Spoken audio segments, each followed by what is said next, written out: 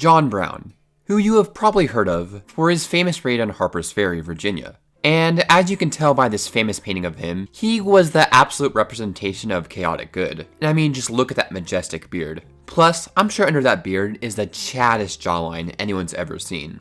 But the man was a lot more than just a majestic beard and his raid on Harpers Ferry, and has a very, interesting backstory. John Brown was born on May 9th, 1800, in Torrington, Connecticut, as the fourth of 8 kids. Importantly, both his parents were very involved in the abolitionist movement, and operated a safe house for the Underground Railroad. And no, it was not like an actual railroad, but instead was an operation that smuggled slaves out of the South. So suffice to say, this is where Brown's seething hatred of slavery began to fester.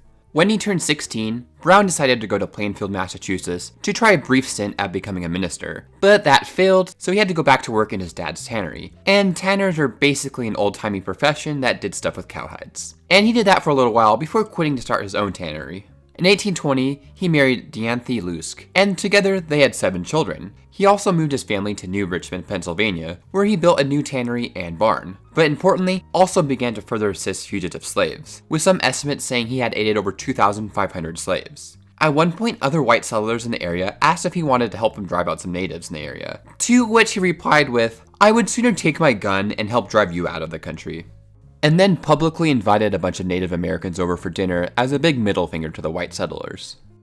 Though, by 1831, things were not going so well for Brown.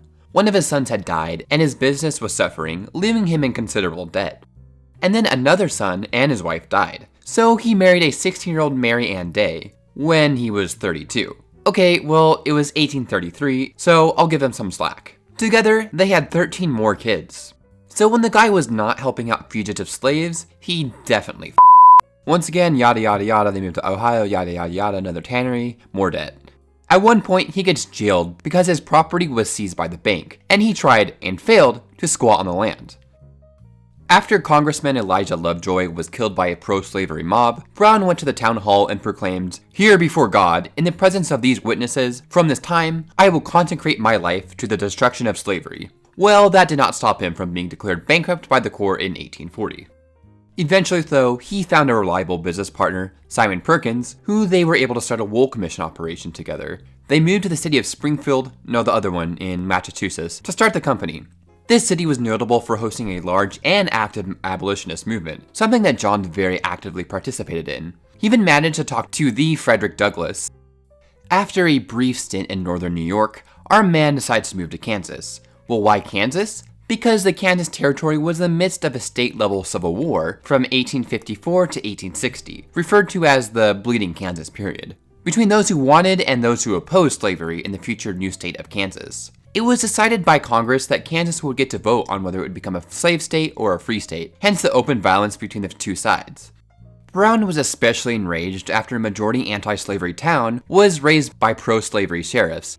He believed that the lack of a violent response from anti-slavery forces in Nebraska showed their cowardice, so he decided once again to take things into his own hands by getting some friends together and literally murdering a bunch of pro-slavery militants. In response, though, another pro-slavery militia burned down his family's homestead, and several skirmishes broke out between Brown's forces and them. After facing some more defeats, a fragile peace was established, and Brown decided it was best he take his exit. Even though Brown lost most of the time, he gained national recognition and was declared a hero by many in the North.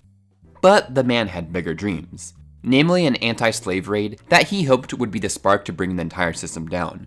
Brown eventually was able to recruit a handful of men with some minor financial backing. A bit less than he had hoped for, but Brown was going to make it work. In preparation for his expedition, he even created a provisional constitution for this new state that was to be created in the land he was invading, which had some facets like abolishing the electoral college, and of course, no swearing in front of women, because the man really had his priorities set.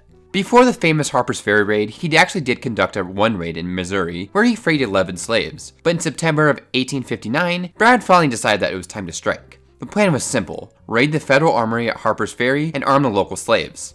This would cause a chain reaction across the entire South of slave revolts. Problem was, his plan called for 4,500 men, and only 21 showed up. Still though, he decided to press on anyways. At first, things went well. The armory only had one guard, and they were able to quickly cut the armory telegraph wires. But unbeknownst to Brown, a train had passed through the town as the raid was happening, so when they reached the next town, they relayed the information to the telegraph operator. Before the army could respond, however, local militia had already driven Brown and his men into the fire engine house of the armory. One of Brown's sons had been shot, and when he asked his dad to kill him, Brown basically called him a coward and said he should die like a man. On October 18th, a group of U.S. Marines, led by Robert E. Lee, yes that one, arrived and overwhelmed the firehouse. Brown did survive, but was severely injured and taken prisoner. He was sentenced to death for treason. After his conviction, though, he became somewhat of a national celebrity. In the North, he gained a massive following, with many believing him to be a martyr. In the South, he just further angered many Southerners against the North. On the morning of December 2nd, 1859, Brown wrote his last comment on slavery. I, John Brown, am now quite certain that the crimes of this guilty land will never be purged away but with blood. I had, as I now think, vainly flattered myself that, without very much bloodshed, it might be done. Later that day, he was hanged.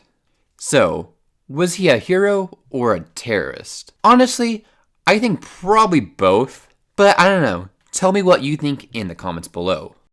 Thanks for patrons Andy Luke, Emerson Salmerio Rubio, Link the Bets 24, Skylar Weston, Ches Cookies, Sean from Nerdy Loins, and Zyma.